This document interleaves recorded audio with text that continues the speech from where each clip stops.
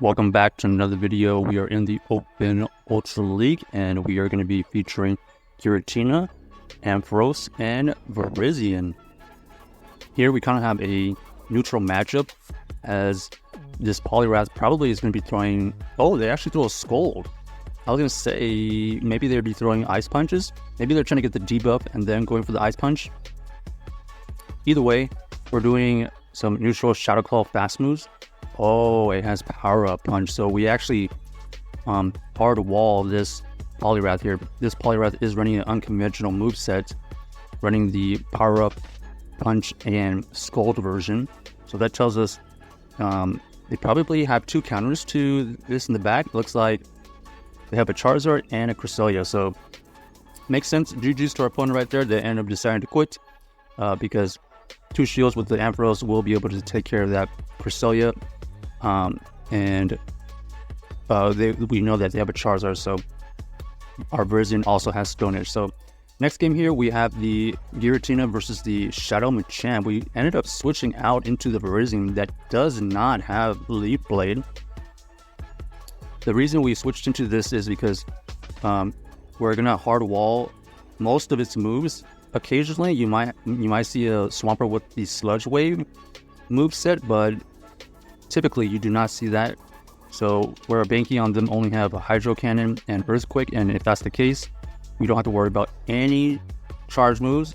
This is going to be just some fast moves and potential farm down. Even that Earthquake attempt right there was not enough to KO. Good job by my opponent on sniping all that energy from our Virizion. And now they decided to switch out into their Shadow Snorlax. So far, kind of an interesting team. Got a Fighter and Snorlax with the Swampert.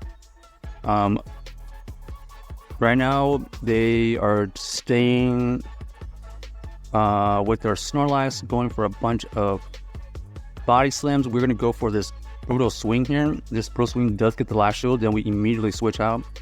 And if they have Payback here, they have a chance, but they actually go for the cross chop bait right there, and that puts us in a really good situation because now we can go for our own Shadow Snakes, plus we have a shield for whatever they're going to throw here. We're just going to shield it just for the potential farm down. They don't even have Payback, so this was GG's all the way, and well played by us. The teams that are running these Shadow Machamps, you're going to have some pretty hard counters to like the fairies and ghost types floating around. Unfortunately for them, they didn't quite have the hard counters to the ghosts or fairies. So next game here, we have the Greninja. We switched into the Ampharos. They actually threw a move, and then they come in with the Excadrill here. Excadrill ultra interesting. It is going to be able to take care of this Ampharos, so we're just going to let it go. Ampharos did his job. It kind of weakened the Greninja a little bit. So we're going to come back in with our Giratina. We're going to be able to tank most of these Excadrill moves, and that is the point. At this point, Giratina is basically just another shield potential to soak up damage. And we're just going to put everything on the line with the Virizion. We do fire off a Shadow Sneak first, and then they end up switching out, and unfortunate for them, we hard counter this. They don't have... Well, Greninja potentially could have Aerial Ace, but typically it is not run. Typically you're running the Hydro Cannon and Night Slash like right there. So we full farm down right there, and then we're just going to throw a bunch of Stone Edges, as many as possible here. Basically, we're forcing them to use a Moon Blast here to take us out, which is going to help us because then it takes them longer to get to the next Moon Blast to throw back at our Giratina. So we decide to let it go. And now we put everything on the line with the Giratina. We obviously are going to shield here, and we're trying to make sure we have enough for two moves. And now that we have two moves, it is GG's. Go for the first Dragon Claw, then we go back-to-back Dragon Claw, not worrying about optimal timing there. And there we go. GG's to our opponent right there. Well played. The switch back in to the Greninja on the back end was kind of an interesting play. It allowed us to farm down and gain a lot of energy. Maybe they would have had a chance if they kept the Cresselia on the Giratina, but on to the next one here. We're going to be facing a tough situation. We don't really have two answers to this, so we have to stay in. We do have the Virizion, but our Ampharos isn't really going to do that well against it, so we're going to go for the soft loss if they allow us to. Okay, so they actually end up switching out, so that is really good for us because that Scrafty was going to be a problem. So we're going to go and come in with our Ampharos, trying to get to at least 2 Brutal Swings here. It's going to take 2 Brutal Swings to take out this Giratina. Luckily for us, we are able to get to 2 of them before they get to their second move.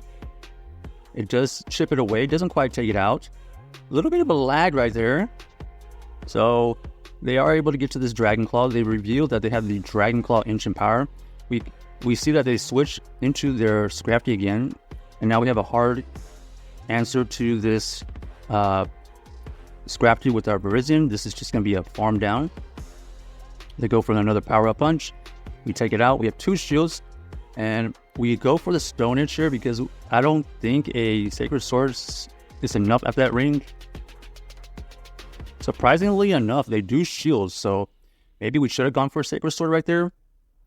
But they are telling us that they do not want to see this Virizion in the back for some reason. And indeed, that is the case. They do have the Umbreon lurking in the back. This is still going to be a tricky situation. This Umbreon is tanky. But luckily for us, we had a good amount of energy. We decided to try to catch a move right there. Unfortunately, the move did not get caught. And we're not gonna be able to win this right here. It ends up having the Psychic, so GG's. Nice play by my opponent right there. A little bit of a tough situation with the double Dark Team. They ended up having an ABA Dark Team right there. The Virizion was not tanky enough to take out the Umbreon and the Giratina. So let's see what here. We have the Cresselia versus the Giratina. Pretty good matchup for us, as long as we obviously don't get the debuff. And it looks like we are able to get to another Shadow Sneak here. This Shadow Sneak chips away at this Cresselia. Cresselia is likely going to go for another Moonblast. Debating whether to shield this. We do shield this. And now we're going to see what they want to do here. They don't go up to another Moonblast. Oh, they do go for another Moonblast. I take that back. So we end up using another shield. And we're going to unleash all this energy that we have on our Giratina to the opposing Giratina. The thought process is the Cresselia has no energy, so we can basically take it out with whatever we have in the back later. So we're going to go for... Oh, they actually go for the Ancient Power boost, and they actually get it. So the coin flips are not in our favor this second half here. Great catch by my opponent, but they actually decide to get rid of their buff. Okay, and then they come in with the Escavalier, which is going to be a great situation because they are able to farm down. So we have no shields, and this is probably going to be the Meghorn. Huge damage, nice neutral damage by them, and now it's not looking good since we already used a good amount of energy, and we're trying to catch a move here. We do catch the move. It ends up being the Drill Run. It takes us out anyways. But this Giratina already had a move, so GG's. Well played by my opponent. And they ended up with the shield. So check out this team if you haven't already, and let us know if you enjoyed the video.